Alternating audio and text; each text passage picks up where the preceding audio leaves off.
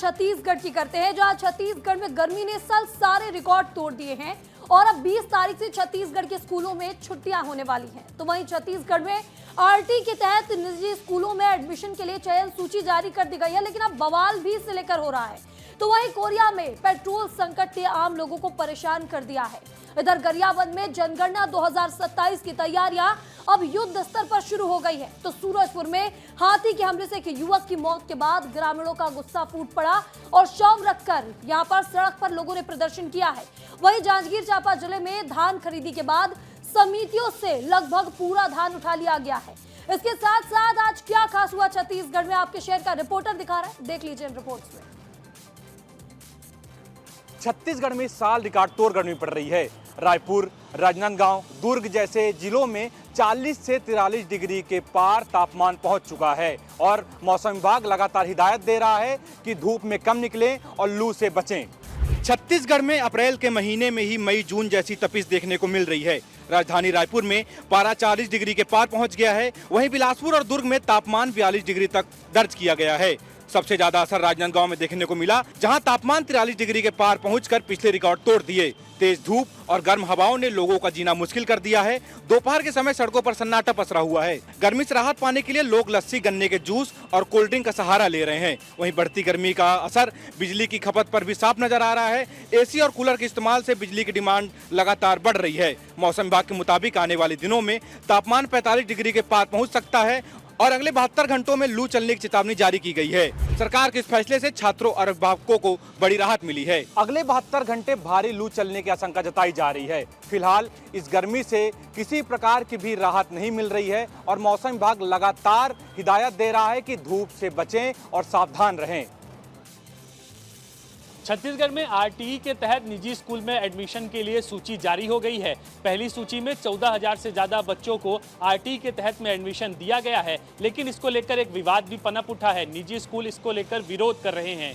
RTE के तहत private स्कूलों में एडमिशन का इंतजार कर रहे अभिभावकों के लिए बड़ी खबर सामने आई है। स्कूल शिक्षा विभाग ने तय शेड्यूल के मुताबिक चयन सूची जारी कर दी है। इस बार कुल 38,439 आवेदन मिले थे, जिसमें 27,203 आवेदन पात्र पाए गए, जबकि 11,236 आवेदन अपात्र घोषित किए गए हैं। ऑनलाइन लॉटरी के जरिए 14,403 छात्रों का चयन किया गया है, जबकि कुल 21,975 सीटों के लिए आवेदन प्रक्रिया हुई थी। चयन सूची राजधानी रायपुर के महानिधि भवन से जारी की गई है। इस दौरान मुख्यमंत्री विष्णुदेव साय और शिक्षा मंत्री गजेंद्र यादव मौजूद रहे। सरकार का दावा है कि प्रक्रिया पूरी तरीके से पारदर्शिता के साथ में की गई है। इसके साथ ही अब बच्चों को स्कूलों में एडमिशन दिया जाएगा, लेकिन निजी स्कूलों का विरोध कहीं इस एडमिशन की प्रक्रिया को और देरी तक न ले जाए या फिर इसको लेकर और बड़ा विवाद न खड़ा हो जाए।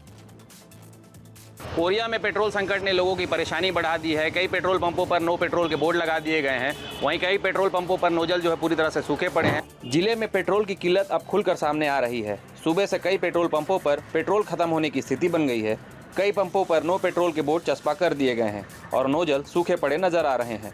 जहाँ कहीं थोड़ा बहुत स्टॉक बचा है, वहाँ वाहन चालकों की लंबी कतारें लग रही हैं। पेट्रोल की कमी से आम जनता को भारी परेशानी का सामना करना पड़ रहा है। लोग एक पंप से दूसरे पंप तक भटकने को मजबूर हैं। वहीं पंप संचालकों का कहना है कि सप्लाई ही आखिर नहीं आ रही है, जिस वजह से वो भी पूर्ति कहां से करें, जिसकी वजह से अब यह संकट खड़ा हो गया है। वहीं सरकार और जिला प्रशासन का दावा है कि पेट्रोल डीजल की यहां पे कोई कमी नहीं है, लेकिन जमीनी तस्वीरें इन दावों से अलग ही खयानी बयां कर रहे हैं।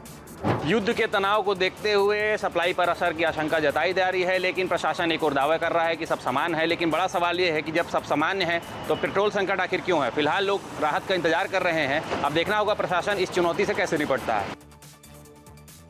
खबर गरियाबंद से है, जहां जनगणना 2027 की तैयारी पूरी युद्ध स्तर पर शुरू हो गई है। प्रगणक गांव में उतरकर इसका अभ्यास भी कर रहे हैं, प्रायोगिक अभ्यास कर रहे हैं, क्योंकि इस बार जनगणना पूरी तरीके से डिजिटल होने जा रही है। गरियाबंद जिले में जनगणना की तैयारी तेज हो गई है। जिले भर में प्रगणकों की पहली खेप गांव में भेजा गया है, जहां वे घर घर जाकर जनगणना की प्रक्रिया का प्रायोगिक अभ्यास कर रहे हैं। देवभोग क्षेत्र के मुंगझर गांव में भी प्रगणकों की टीम पहुंची, जहां तहसीलदार के नेतृत्व में मास्टर ट्रेनर द्वारा बताई गई बारीकियों को प्रैक्टिकली लागू किया जा रहा है। जनगणना के दौरान जुटाया गया यह डेटा गांव के विकास और सरकारी योजनाओं की योजना बनाने में अहम भूमिका निभाएगा। खास बात यह है कि महिला प्रगणकों को प्रगति और पुरुष प्रगणकों को विकास नाम देकर उन्हें गांव-गांव भेजा जा रहा है, ताकि इस अभियान को और अधिक प्रभावी बनाया जा सके। भारत सरकार ने फरवरी 2027 में जनगणना की तारीख तय की है। इस बार जनगणना पूरी तरह पेपरलेस होगी। हर परिवार की विस्तृत जानकारी 36 सवालों के जरिए डिजिटल रूप में दर्ज की जाएगी। प्रशासन का दावा है कि इस बार जनगणना की पूरी प्रक्रिया को पारदर्शिता के साथ साथ तकनीकी तौर पर मजबूती बनाया जा रहा है, ताकि 2027 में सटीक आंकड़े जुटाए जा सकें। यानी जनगणना अभियान अब पूरी तरीके से जमीन पर उतर चुकी है। सूरजपुर में हाथी के हमले में एक युवक की मौत के बाद ग्रामीणों का गुस्सा फूट पड़ा। ग्रामीणों ने शव सड़क पर रखकर चक्का जाम कर दिया। घंटों तक हंगामा चलता रहा। हालांकि प्रशासन के आश्वासन के बाद प्रदर्शन खत्म कर दिया गया। सूरजपुर जिले में हाथी के हमले में युवक की मौत के बाद हालात तनावपूर्ण हो गए। गुस्साए ग्रामीणों ने सड़क पर उतरकर विरोध प्रदर्शन शुरू कर दिया। ग्रामीणों ने युवक के शव को सड़क पर रखकर चक्का जाम किया, जिससे अंबिकापुर प्रतापपुर स्टेट हाईवे पर लंबा जाम लग गया। कल्याणपुर चौक पर लोगों की भारी भीड़ जुट गई। प्रदर्शन कर रहे ग्रामीण मृतक के परिजनों के लिए मुआवजा और शासकीय नौकरी की मांग कर रहे थे। साथ ही वन विभाग पर लापरवाही के आरोप भी लगाए गए। बताया जा रहा है कि बीती शाम हाथी के हमले में युवक की दर्दनाक मौत हो गई थी, जिसके बाद इलाके में आक्रोश फैल गया। सूचना मिलते ही पुलिस, वन विभाग और प्रशासनिक अमला मौके पर पहुंचा और ग्रामीणों को समझाने की कोशिश की गई। काफी देर तक चले प्रदर्शन के बाद प्रशासन की समझाइश और लिखित आश्वासन के बाद ग्रामीणों ने प्रदर्शन समाप्त कर दिया। अधिकारियों ने उचित मुआवजा और नियमानुसार नौकरी देने का भरोसा दिया है। फिलहाल इलाके में स्थिति सामान्य बताई जा रही है, लेकिन घटना ने वन्य जीव और मानव संघर्ष को लेकर कई सवाल खड़े कर दिए हैं। छत्तीसगढ़ के खैरागढ़ से एक बेहद खास और वैज्ञानिक दृष्टि से महत्वपूर्ण रिपोर्ट सामने आई है, जहां यह इलाका अब मध्य भारत के सबसे बड़े पक्षी विविधता हॉटस्पॉट के रूप में उभरकर सामने आया है। यह अध्ययन राजनांदगांव और खैरागढ़ क्षेत्र में वर्ष 2019 से 2025 के बीच किया गया, जिसमें Indian journal of natural sciences में प्रकाशित किया गया है। शोध में कुल 18 गणों और 77 कुलों से जुड़ी 296 पक्षी प्रजातियों का दस्तावेजीकरण किया गया है, जिसमें पासेरी फार्मिस समूह की भागीदारी सबसे अधिक यानी 40% से ज्यादा पाई गई है। खास बात यह है कि 56 से 58 प्रजातियों के प्रजनन की पुष्टि भी हुई है, जो आर्द्र भूमि और खुले क्षेत्रों में दर्ज की गई है। बाग नदी और चिंदारी जैसे क्षेत्रों में विशाल पक्षी समूह देखे गए हैं, जहां लगभग 1500 ब्राह्मणी मैना, 1000 से अधिक स्वैलो और करीब 2500 प्रवासी बतखों का जमावड़ा दर्ज किया गया है। हालांकि अध्ययन में मानव जनित दबाव को लेकर चिंता भी जताई गई है। कुल मिलाकर खैरागढ़ अब सिर्फ एक क्षेत्र नहीं बल्कि मध्य भारत के सबसे महत्वपूर्ण पक्षी संरक्षण केंद्रों में से एक बनकर उभर रहा है। छत्तीसगढ़ के सूरजपुर से एक सकारात्मक खबर सामने आई है, जहां विस्तार न्यूज की खबर का असर देखने को मिला है। ग्रामीणों को गंदा पानी पीने की मजबूरी पर जब मुद्दा उठाया गया तो प्रशासन हरकत में आया और अब वहां बोर खनन का काम शुरू हो गया है। सूरजपुर जिले के भैयाथान विकास खंड के केवटाली गांव में बरपारा और जुड़हापारा के ग्रामीण लंबे समय से ढोड़ी का पानी पीने को मजबूर थे। गर्मी के दिनों में हालात और खराब हो गए थे, जहां साफ पानी की सुविधा नहीं थी। इस गंभीर समस्या को विस्तार न्यूज ने प्रमुखता से उठाया। ग्राउंड रिपोर्ट के जरिए ग्रामीणों की परेशानी को प्रशासन तक पहुंचाया गया। खबर प्रसारित होते ही शासन ने तत्काल संज्ञान लिया और PHI विभाग ने गांव में बोर खनन का कार्य शुरू कर दिया है। अब ग्रामीण को जल्द ही साफ पेयजल मिलने की उम्मीद है। बोर खनन का काम शुरू होने से ग्रामीणों में खुशी का माहौल है। लोगों ने राहत की सांस भी ली है। यह मामला एक बार फिर साबित करता है कि अगर समस्याओं को मजबूती से उठाया जाए तो उसका असर जरूर होता है। तो ये थी एक खबर जिसने न सिर्फ समस्याओं को उजागर किया बल्कि उसका समाधान भी दिलाया। छत्तीसगढ़ के जांजगीर चांपा जिला से एक बड़ी उपलब्धि सामने आई है, जहां धान खरीदी के बाद समितियों से लगभग पूरा धान उठाव कर लिया गया है, जिससे न सिर्फ समिति प्रबंधकों ने राहत की सांस ली है बल्कि शासन को भी बड़ा फायदा हुआ है। जांजगीर चांपा जिले में इस साल धान खरीदी का काम पूरी तरह सफल रहा। जिले में बनाए गए 129 खरीदी केंद्रों में कुल 6,16,000 मीट्रिक टन धान की खरीदी की गई। खास बात यह है कि मिलरों के माध्यम से समितियों से लगभग पूरा धान उठा लिया गया है। अब सिर्फ 871 क्विंटल धान ही बाकी है, जिसका उठाव भी जल्द पूरा कर लिया जाएगा। दरअसल समितियों में लंबे समय तक धान रखे रहने से प्रबंधकों को कई तरह की समस्याओं का सामना करना पड़ता है। धान को सुरक्षित रखना, सुखाना और नुकसान से बचाना बड़ी चुनौती होती थी। ऐसे में समय पर धान उठाव होने से न सिर्फ समिति प्रबंधक ने राहत की सांस ली है, बल्कि इससे शासन को भी कई स्तर पर फायदा हुआ है। कुल मिलाकर जांजगीर चांपा जिले में धान उठाव की यह प्रक्रिया एक मॉडल के तौर पर देखी जा रही है, जो पारदर्शिता के साथ साथ प्रशासनिक दक्षता को भी दर्शाती है।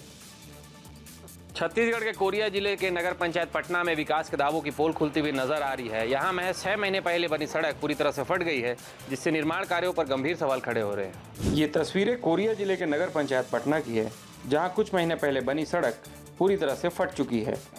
सड़क पर पड़ी ये गहरी दरारें सिर्फ राहगीरों के लिए ही खतरा नहीं है, बल्कि निर्माण कार्य की गुणवत्ता पर भी गंभीर सवाल खड़े कर रही हैं। जानकारी के मुताबिक सड़क निर्माण के दौरान नगर पंचायत पटना में 2 बार सीएमओ बदले गए। इसके बावजूद काम पूरा हुआ, भुगतान भी कर दिया गया, लेकिन अब जब सड़क की सच्चाई सामने आई है तो जिम्मेदार अधिकारियों और ठेकेदारों की कार्यप्रणाली कटघरे में है। स्थानीय लोगों में भारी नाराजगी है। रोजाना इस सड़क से गुजरने वाले लोग इसे घटिया निर्माण का जीता जागता उदाहरण बता रहे हैं। लोगों की मांग है कि मामले की निष्पक्ष जांच की जाए और दोषियों पर सख्त कार्रवाई की जाए, ताकि सरकारी पैसे की बर्बादी इस तरह से रोकी जा सके। बड़ा सवाल ये है कि मामले की जांच होगी या ये मामला अभी फाइलों में दबकर रह जाएगा। खैरागढ़ से एक प्रेरणादायक तस्वीर सामने आई है, जहां एक साल में बदलाव की ऐसी मिसाल देखने को मिली है जिसने शिक्षा की परिभाषा ही बदल दी है। कुलपति प्रोफेसर डॉक्टर लवली शर्मा के नेतृत्व में विश्वविद्यालय ने आधुनिक और पर्यावरण सचेत बनने का लक्ष्य तय किया और उसी दिशा में ठोस कदम भी उठाए।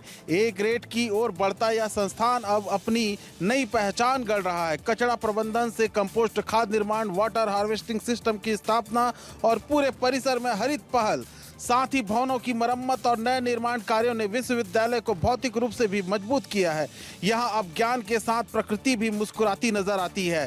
शैक्षणिक क्षेत्र में भी बड़ा बदलाव देखने को मिला है। पारदर्शी पीएचडी परीक्षा, उसी दिन परिणाम और अगले दिन इंटरव्यू, यह सिर्फ सुधार नहीं बल्कि एक शैक्षणिक क्रांति है, जिससे छात्रों में विश्वास और संतोष दोनों बढ़ा है। खैरागढ़ महोत्सव की वापसी ने संस्कृति को फिर से जन जन तक पहुंचाया। यहाँ विदेशी छात्रों की बढ़ती संख्या और अंतर्राष्ट्रीय मंचों पर भागीदारी से खैरागढ़ अब वैश्विक पहचान बना रहा है।